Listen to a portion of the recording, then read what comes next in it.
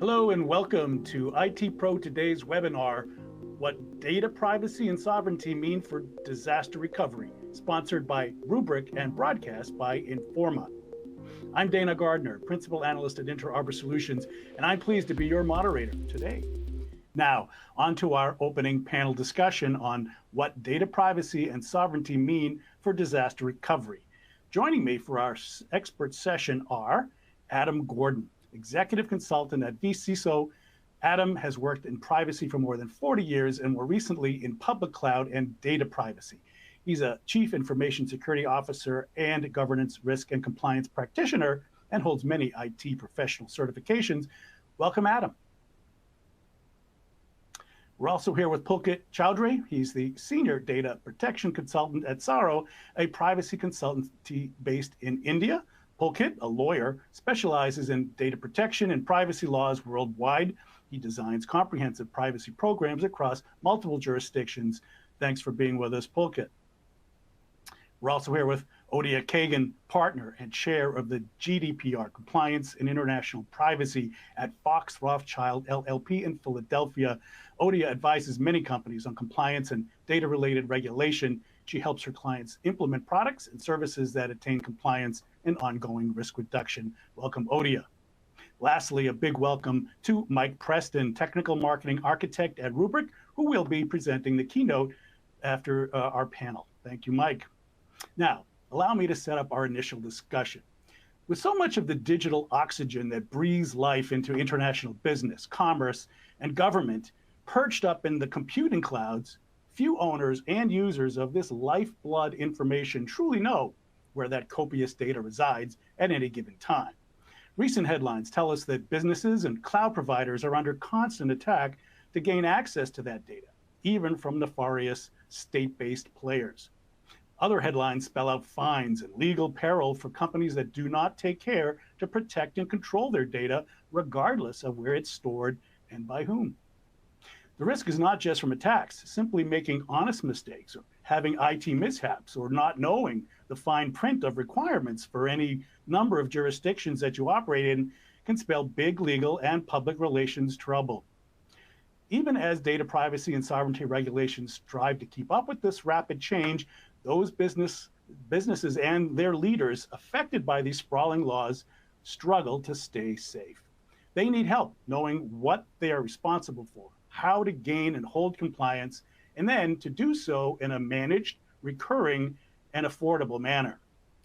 Oh, and that management of complexity, it goes for all of their backup data and system sprawl needed to provide business continuity, disaster recovery, and the never-ending, always-on access to the assets that drive their businesses, second by second, day by day, and year by year. Let's now go to our panel to unpack these trends and explore ways to keep the supply chain of precious data safe and legal, regardless of where it resides. Let's begin our chat with Adam Gordon. Adam, why is cloud, specifically public cloud hosting, so challenging when it comes to data privacy? So Dana, thank you. Great question, and looking forward to the chat we're going to all participate in. So I think one of the biggest privacy challenges we see in public cloud, and it's been omnipresent for a long time, is the ability for the customer, right, the hypothetical business that's going to consume and contract for private cloud, to truly understand the nature of their data, but also the nature of the hosting that they're contracting for. And this is not a new challenge, right? This is the challenge we would have had in an on-premises, traditional, old school kind of environment where we needed to understand what data we have in our systems, where that data lives, and who has access to it. These are pretty standard baseline questions we'd want to ask and have an understanding of.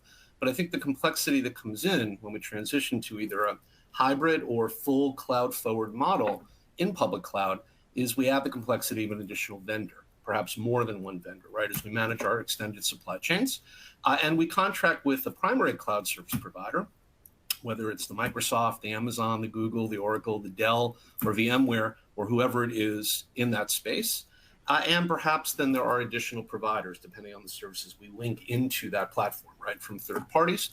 And every time we open up an API, every time we add a connection or enable an access for an endpoint or a combination of those things, we potentially are exposing not just the system that we're targeting, but the broader ecosystem that that system is connected to. And I think historically, we've seen that unfortunately, many businesses, regardless of their intention, have struggled with the best practice baseline capabilities, let alone the complexities that public cloud can add from an architecture perspective.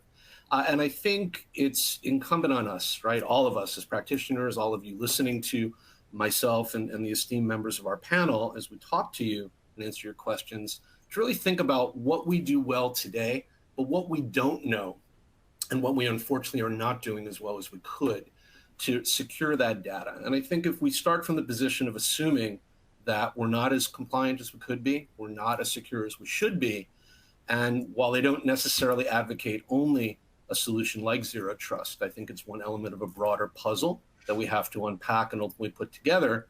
I think solutions and approaches like Zero Trust help us to frame that conversation in a much more impactful and prescient way than talking about simple baselines and saying, well, are you, for instance, ISO 27001 compliant? Are you SOC compliant or SOC 2 compliant? If you are, you may, from a business background, have a feeling of comfort, of safety, of security. And I think that's a false sense. And we have to battle against that every day as practitioners. And I think each of us in our own way will speak to that. But I challenge my customers to think about not where they are today, but what's wrong with where they are today. And therefore, where do they want to go to become better? And I think that's a great way to start the conversation. And what's a further consideration when you're trying to also manage risk around your business continuity and disaster recovery activities, also perhaps hybrid, also perhaps in the cloud? How does that add yet another layer of consideration? So when we think about DR, and I'll broaden it out to BCDR, because I think you can't really talk about one unless you talk more broadly about both. They are related and they are dependent on each other to some respect. I think when you talk about disaster recovery and BCDR more formally, I think, again, we come back to some of the basic blocking and tackling. Is our data being encrypted? And we often talk about this and say, well, who wouldn't encrypt data today? I mean, it's such a basic thing that we all talk about doing. Yet you don't have to go very far and look too hard in the headlines on any given week to see a breach that involves not just ransomware and the encrypting of data by bad actors to prevent access, but oftentimes we see that there are baseline things that are not being done to protect access to systems. And access to data and confidentiality and therefore encryption is not, unfortunately, as widespread as it should be. You know, we do find weaknesses in that approach. Perhaps encryption is being implemented, but it's not being implemented as strongly or perhaps as thoroughly and therefore as properly as it should be. Perhaps it's not being tested and therefore we don't know for sure that it is indeed doing what it does. There are integrity concerns about data, even if data is encrypted or perhaps kept out of the hands of bad actors. In theory, should they get access to it, the integrity of that data when we have to go to restore it from a backup location, wherever that may be in whatever form that takes, is perhaps an even, I would say, as important and in some respects perhaps even bigger issue than whether or not that data has the associated confidentiality protections associated with it. I think both are very important, but I think if you're in a ransomware issue trying to respond from an incident perspective, and we don't have a reliable offsite disconnected backup that we know is going to be good, we have integrity with, we have already lost the battle, even though we don't necessarily know that that's the case. And I'm sure we'll hear through conversations with other panel members some of their thoughts about this. But from my perspective, I think it really is about confidentiality, it really is about integrity, but it's also about the forward planning about how you assume that those things are happening versus verifying and validating that they are happening in an ongoing way. I think that really is going to make the difference for most of us when we respond. Great. Hey, Pulkit, when we look to the popular hyperscaler cloud providers like an AWS or a Microsoft Azure, are they providing their users with the means to attain digital hygiene and compliance and risk reduction? I guess, in a nutshell, can you outsource the management of your compliance and privacy concerns? Sure, Dana. Thank you so much for that question. And first of all, I would like to address that these are some of the companies that have a very good reputation in the market, and most of us prefer to go with these cloud service providers. And whenever it comes to how sound, or you can say how brilliant the services that they provide are. So initially, what we do as a legal consultant, or you can say legal and privacy consultant, we, as a best practice, we propose, or we do a kind of, you can say, the vendor assessment. If we are going to opt for, you can say, cloud service provided for from Amazon, AWS, or Microsoft Azure. So generally we do a kind of assessment, and we check what their security and data privacy practices are. Are they in line with the standards of the data privacy regulations around the globe or not? And whether they are in line, whether they are aligned with the requirement of our organization or not. So the vendor assessment has to be done, and they have to be inspected in the line of the, you can say, technical and organizational measures that are specifically laid down by the, uh, you can say, data privacy regulations. Though there is no specific set of standards that is proposed in the regulations around the globe, but like Adam said in the previous communication, that there are some publicly available reports of these service providers like SOC 1, SOC 2, whether they are ISO 27001 compliant or not. So generally that has to be seen, and as a general practice, we take these factors into the consideration, and then we move forward with availing their services, and you can say, or giving some suggestion to our clients or the organizations we work with. Yeah. How about putting this in writing, if you will? Can you contractually clear the areas of responsibility of who's responsible for what when it comes to these cloud providers and some of the very large and complex contracts are involved? So generally, what practice these large companies do is they already have a stipulated, or you can say standardized contract for all the transactions, for all the prospective customers who wants to avail their services. But in case they are not in line with the regulation, or not in line with the, you can say, the requirement of the customer, or so that can be vetted, and that can be, you can say, negotiated upon with the company directly.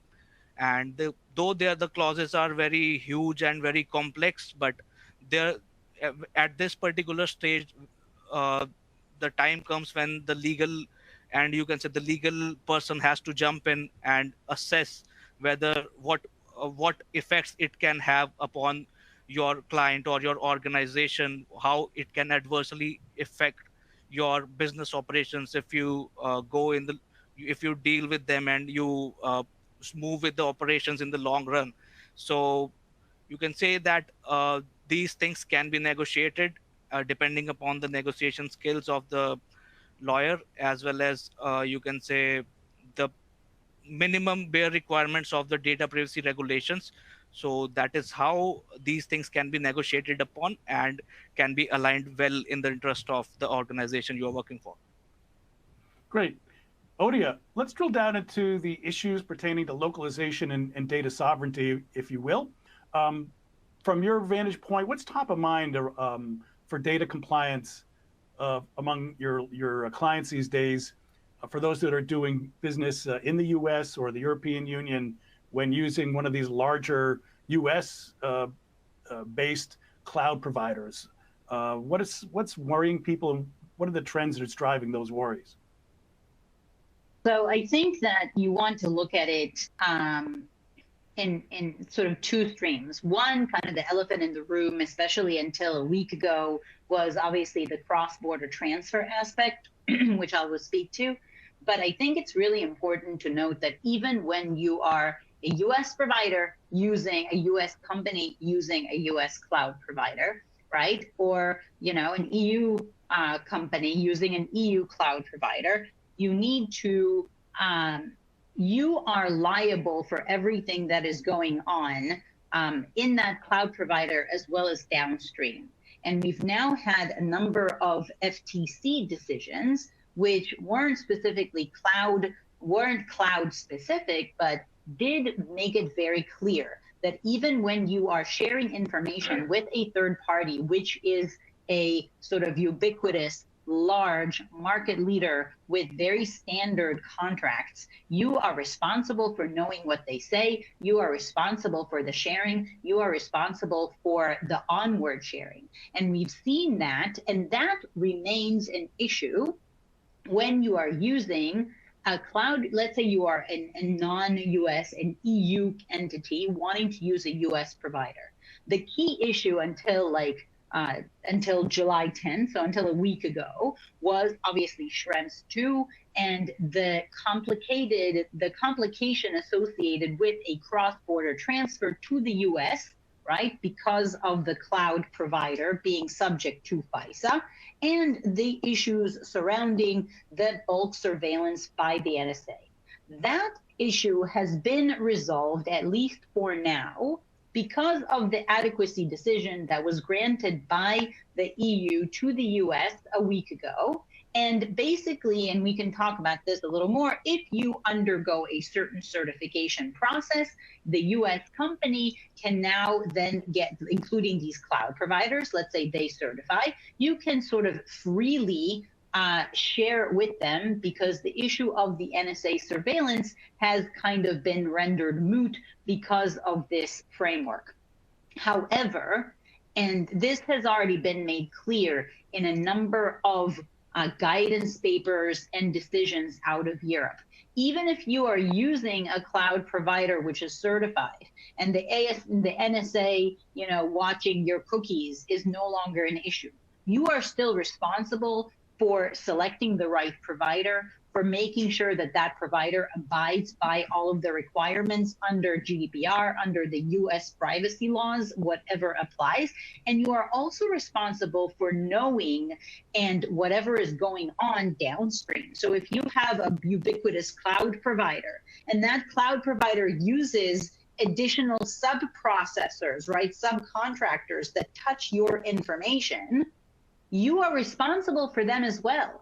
And so now if they are in the US, okay, great. Now we're, in a better position. You still need to know why, what they're doing with your data, et cetera. But if some of these providers now are in other places, they're in China, they're in Russia, they're in other countries, then we're back to square one, which is you are still responsible for the transfer being to a country which has been rendered adequate by the EU, and need to go through those additional hoops that you needed to go through with the big US provider until a week ago.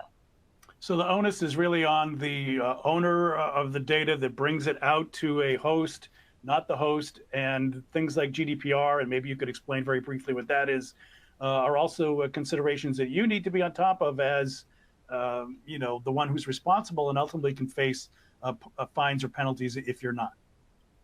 Yeah, definitely. So the responsibility, whenever you are handling personal information, which is information that identifies people, and it's not only like, the sort of no-brainer information like that we all think about, like name or driver's license or health information or biometrics. It's also things like, cookie information. It could be, online trackers. It could be, things that, that people have not, IP address device identifiers, things that have not traditionally been thought of, but could be significant and sensitive. GDPR, the General Data Protection Regulation, the EU law that governs the handling of personal data, personal information in the EU, imposes a number of obligations on the company which is responsible for the data.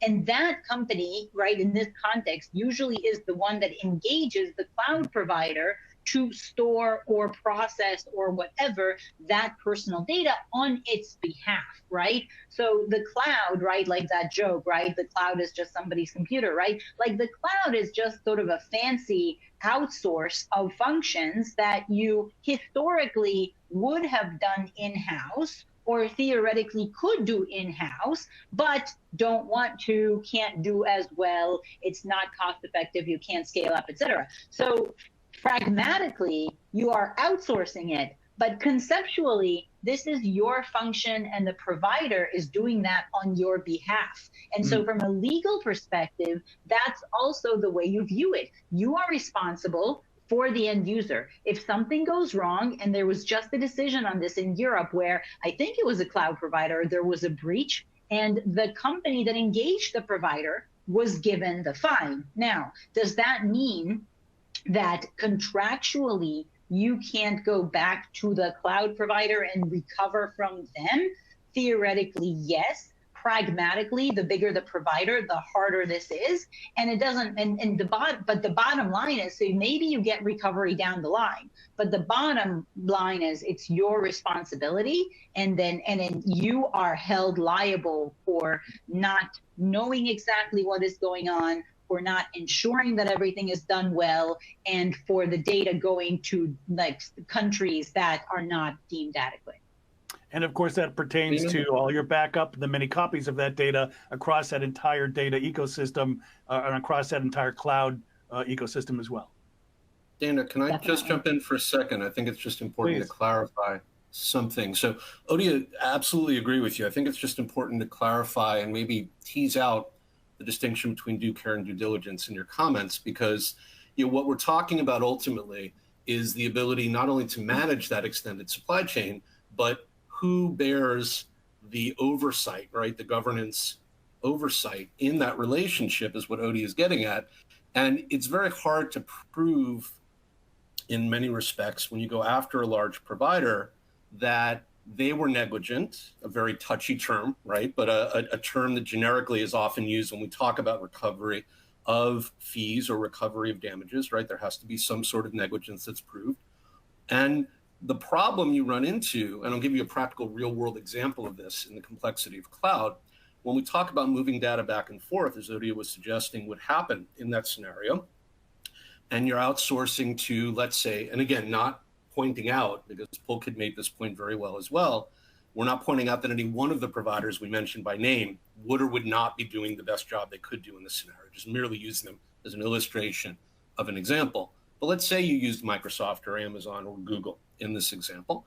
They all provide the ability to not only use built-in networking that is on their backbones, globally secured internally as essentially a local area network that spans the globe through their data centers, wherever they reside, but they give you the ability to use external providers to bring in dedicated circuits to scale up and scale out as needed. When you move data across those dedicated circuits, if you don't provision them the right way, you as the customer are ultimately responsible.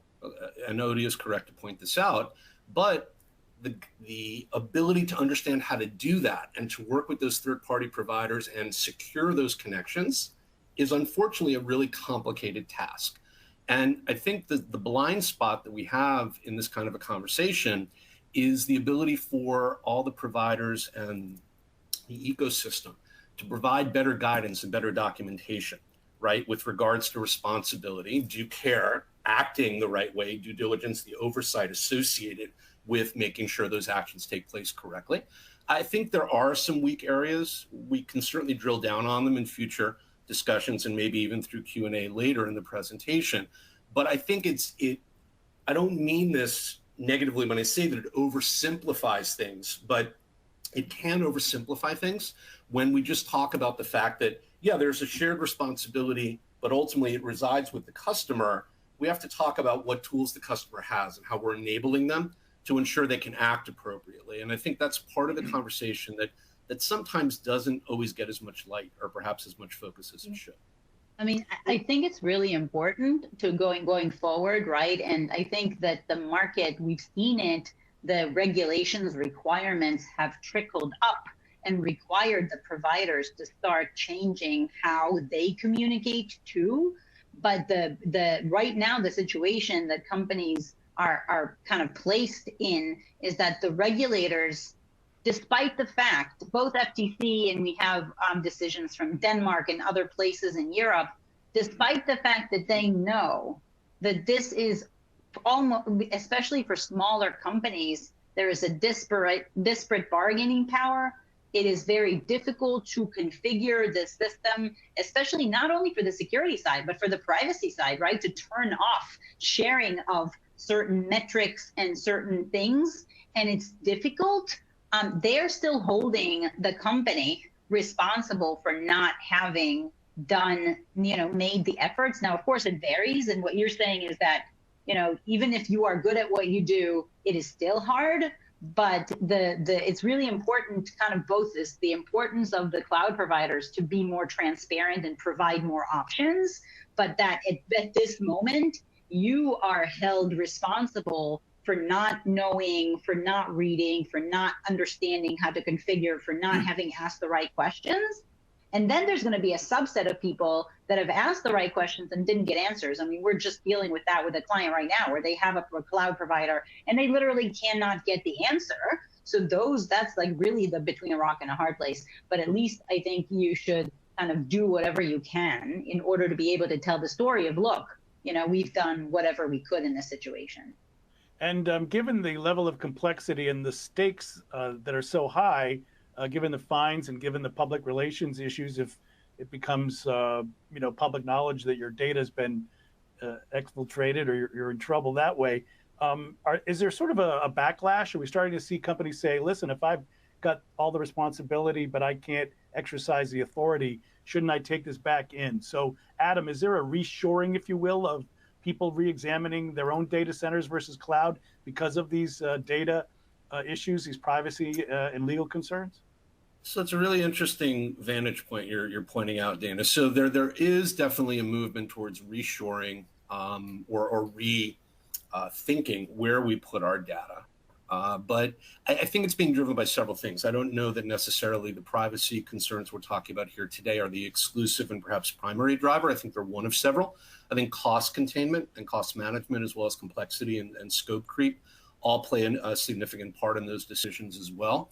I think the allure, the siren song of public cloud that many companies followed over the last decade or so, right? I mean, we think about public cloud, you have to step back for a moment and realize that most of these cloud providers, at least the major ones we've been talking around, have only been doing this since 2008, 2009, 2010. I mean, this is a relatively new service and solution set for us, even though we talk about it as if it's been around forever. It's less than 2 decades old at this point in the scalable, high scale format we think of today. And as a result, it is, while a mature thought process, still in many respects, a nascent technology that we're still trying to figure out as we go. And because of the fact that many companies jumped on board at various stages over the last decade and a half as they moved into the cloud, and didn't really think forward about what that transition from capital expense, CapEx to OpEx is as you move through the cloud, they just said, well, we're to save all this money up front. They didn't really understand what that meant to their bottom line in their 3 or 5 year, or maybe 6 to 8 year plan. Right. And as they started to examine that, they realized that, we're probably spending about as much money. We're accessing new services. We're consuming more of them because they are readily available and easily consumable. And we haven't really figured out what the security implications are. Now, Odia made the point that security and privacy may or may not be distinct in the thought process of organizations just a moment ago. And I think there's a case to be made that they are distinct, but I think there's a case to be made that many companies see them as the same. And so when we think about security and privacy, I don't think companies really made those decisions thinking about the impact of what they're going to have to address and ongoing will address under new frameworks, new regulatory compliance burdens. And so I think the offshoring that we saw, or the cloud shoring, to create a new term that may or may not be coined coming out of this conversation, was a rush to be part of the pack and to be a follower as opposed to necessarily a leader. And I think what we're seeing in the retrenchment of that data as it moves back on-prem in certain respects is a rationalization and a sobering of the people that followed to say, you know what, maybe it's not a good idea to be part of that pack for me. My one-size-fits-one definition of my world as a company and my risk appetite and tolerance is that maybe we need to have more control. So I think it's definitely a part of it, but I don't think it's the only thing that's driving that. There are definitely other mitigating factors there as well. All right, well, coming to the close of our panel, I wanted to pose one more question to Pulkit. Given the fact that there is so much complexity around the decision-making for how to host, where to host, how to back up, and how to protect, it seems to me that the decision-making needs to be a lot more than the IT department, that really the decision about data privacy, regulation, compliance, disaster recovery is a team sport that cuts across any leadership aspects of any digital, which probably means any big business these days. So Pulkit, how do we get the right people involved, not just the old data architects, if you will, in making these big decisions? How do you make this a broad-based corporate high-level decision that's strategic?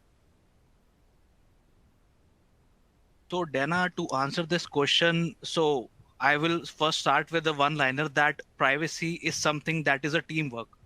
We need to bring in all the departments working within the organization. We need to consult everyone, not only just the security team and privacy team. It's not just related to these two teams, but the whole organization as one, you can say, uh, the one single entity. So in order to make a better decision making, taking into consideration all these factors, uh, there has to be a regular, you can say, assessment of the applicable laws that are there. You need to be updated with the laws that are prevailing, where the data is going, or you can say in which cloud provider or the data centers where your data is being stored. So you need to assess that particular jurisdictions as well, the data subject rights provided by those jurisdiction and the applicable laws, and accordingly the procedures and policies have to be formulated so that the rights of the data subjects shall be honored in one hand, and on the other hand the business requirements are also met, taking into consideration the privacy regulations that are prevailing, or which are binding upon the business entity. And secondly, if everything goes well and the company is honoring the rights of the data subjects on one hand, and uh, complying with regulations on the other hand, deploying all the technical measures into place, so this will this will not only enhance their credibility in the market, but uh, you can say they will the consumer trust will also increase if we take the business aspect, or we say if we take the functionality aspect of the business. So as a whole, this better this all these all steps will help in better decision making to the business. Well, great. I'm afraid we've reached the end of our panel discussion today. Thank you very much to Adam, Pulkit, and Odia for this outstanding conversation. I think that's set up the issues and considerations for our keynote session.